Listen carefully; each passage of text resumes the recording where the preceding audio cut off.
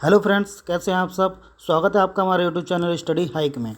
दोस्तों, आज हम इस वीडियो में बात करने वाले हैं नीति निर्देशक तत्वों के बारे में, जो कि भारतीय संविधान का बहुत ही महत्वपूर्ण टॉपिक दिया गया है। तो चलिए दोस्तों, वीडियो स्टार्ट करने से पहले जिन लोगों ने हमारे चैनल को सब्सक्राइब नहीं किया है वो हमारे चैनल को सब्सक्राइब कर लें और वीडियो को लाइक करें और ज़्यादा से ज़्यादा शेयर करें। तो चलिए दोस्तों, स्टार्ट करते हैं आज का वीडियो। नीति निर्देशक तत्वों के बारे में, directive principles of the state policy.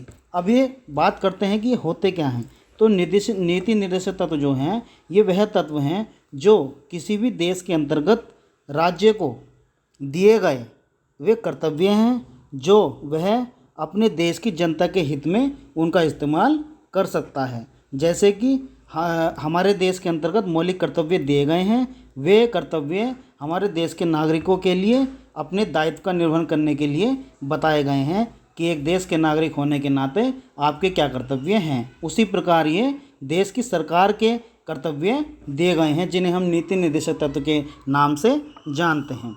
बात करते हैं हमारे संविधान के भाग 4 के अंतर्गत इन्हें दिए गए हैं, और संविधान के जो भाग 4 में अनुच्छेद 36 से लेकर 51 तक इनका वर्णन किया गया है। बात करते हैं कि ये जो नीति निर्देशक तत्व हैं वो हमारे संविधान में किस देश से लिए गए हैं। तो नाम आता है आयरलैंड का। आयरलैंड से जो है ये हमारे संविधान में लिए गए हैं। दोस्तों, ये जो नीति निर्देशक तत्व हैं, ये न्यायालय में जो है इनको नहीं ले जाया जा सकता। इसका मतलब ये है कि अगर सरकार, किसी भी देश की सरकार अगर इनका निर्वहन नहीं करती है, अगर इनका पालन नहीं करती है, तो हम एज ए नागरिक की तरह, ये नागरिक के तौर पर इन्हें किसी भी न्यायालय में चुनौती सरकार को नहीं दे सकते हैं। ये उसका दायित्व है, वो इन्हें कर भी सकती है, नहीं भी, लेकिन वो इन्हें करने के लिए बाध्य नहीं है। लेकिन आमतौर पर देखा जाता है कि सभी सरकारें जो है इस प्रकार का अपने दायित्व का निर्वहन करती ही हैं। तो सामाजिक नीतियों को ध्यान में रखकर और जनहित के विचारों को ध्यान में रखकर इन पर जो है कार्य किया जाता है। अब बात करते हैं अनुच्छेद 36 की, जहाँ से स्टार्ट किए गए हैं।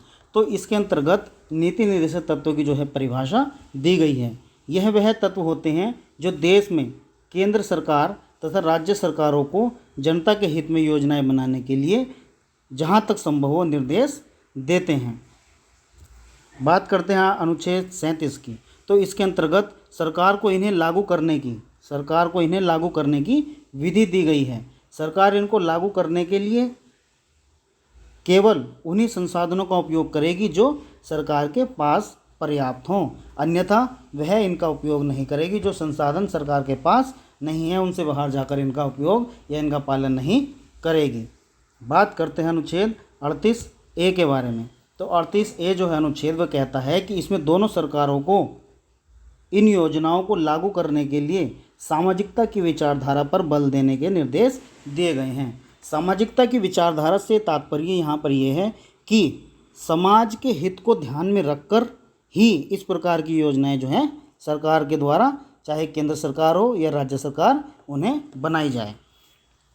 आर्टिकल 38B क्या कहता है कि इसके अंतर्गत भारत सरकार भारत में रहने वाले सभी व्यक्तियों के आय में अंतर को कम करने की कोशिश करेगी, जिससे कि समानता की जो विचारधारा हमारे संविधान में दी गई है उसको बल दिया जाए। ठीक है, इसलिए आय के अंतर को कम करने की कोशिश करेगी।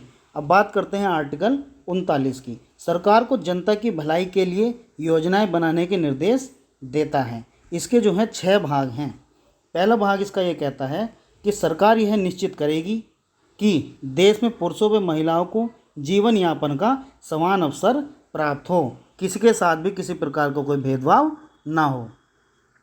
इसका भाग 2 ये कहता है कि भारत सरकार यह सुनिश्चित करेगी कि सामुदायिक संसाधनों का प्रयोग सामान्य वस्तु की भांति ही किया जाए, अन्यथा उसकी बर्बादी एक तरह से ना की जाए, उसको जो है सामान्य तौर पर ही यूज़ में लाया जाए। इसका भाग C ये कहता है कि सरकार यह सुनिश्चित करेगी कि प्राकृतिक संसाधनों का जो प्रयोग है किसी व्यक्ति के द्वारा निजी स्वार्थ या आर्थिक प्रयोग में ना लाया जाए। इसका मतलब ये है कि जो हमारे संसाधन होते हैं उन पे हमारे देश के प्रत्येक नागरिक का अधिकार बराबर होता है, समान होता है। यानी कि इसलिए इसमें कहा गया है कि कोई भी व्यक्ति जो है अपने निजी स्वार्थ के लिए इनका उपयोग ना करे। इसका जो भाग 4 है वो क्या कहता है कि सभी महिलाओं तथा पुरुषों को कार्य करने के समान अवसर मिलें। जैसे कि आपने देखा होगा किसी कार्यालय के अंतर्गत पुरुषों की संख्या अधिक होती है, महिलाओं की संख्या कम होती है। तो उसमें इसमें ये बताया गया है कि सरकार ऐसा प्रयास करे, ऐसी कोशिश करे जिससे कि किसी कार्यालय में इन दोनों की जो संख्या है उनका अनुपात जो है समान हो। अक्सर ऐसा देखा गया है कि जो महिलाएं जो है किसी डर से या किसी भी सामाजिक दिक्कत से जो है उनके जो अनुपात है किसी भी कार्यालय में काम करने का वो कम रहता है। तो सरकार इसमें दिशा में प्रयास करेगी, ऐसा उसका दायित्व है। बात करते हैं इसके 5वें भाग की। तो सभी मजदूरों के शोषण रहित वातावरण प्राप्त हो जिसमें न तो उनकी मजदूरी की हानि हो और न शक्ति की।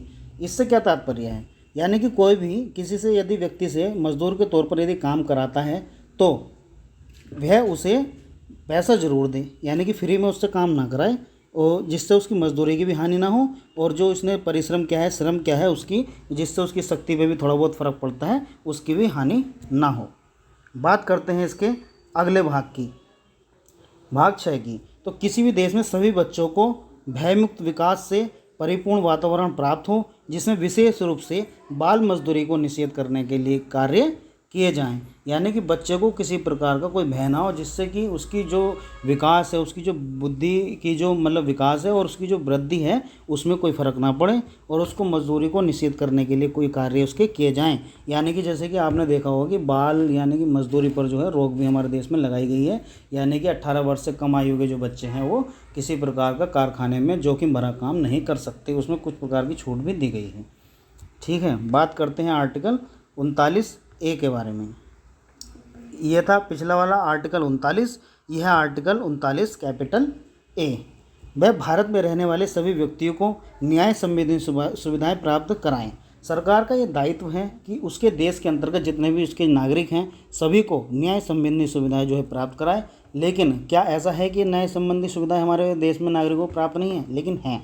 कभी कभी होता क्या है कि किसी भी नागरिक या किसी भी व्यक्ति के पास न्याय पाने के लिए पर्याप्त संसाधन नहीं होते, तो उसमें सरकार को बताया गया है कि सरकार ऐसे संसाधन उसे पर्याप्त कराए जिससे कि वह न्याय पाने में जो है सरल, यानी कि उसको न्याय आसानी से मिल जाए।